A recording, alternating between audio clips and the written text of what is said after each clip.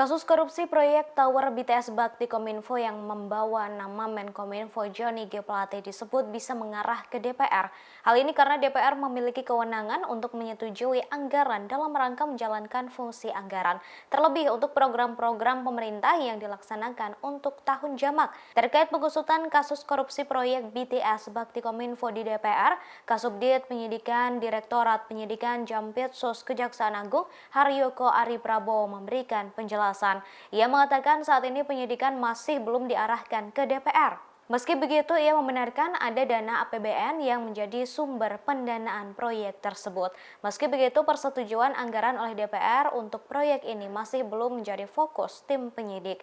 Dikutip dari Tribunnews.com, Kejagung telah menetapkan 7 orang tersangka dalam kasus korupsi proyek Tower BTS Bakti Kominfo, termasuk ex-Menkominfo Johnny G. Plate. Kemudian ada pula Direktur Utama Bakti Kominfo Anang Ahmad Latif.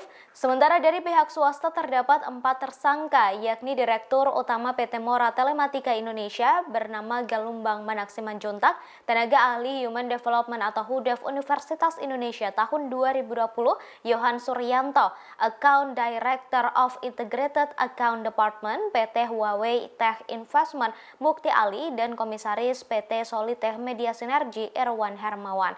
Tersangka ketujuh yang baru ditetapkan bernama Windy Purnama atau berinisial WP dari pihak swasta. Windy Purnama diketahui sebagai orang kepercayaan Irwan Hermawan. Dalam perkara ini, tim penyidik menemukan adanya pemufakatan jahat yang dilakukan oleh mereka.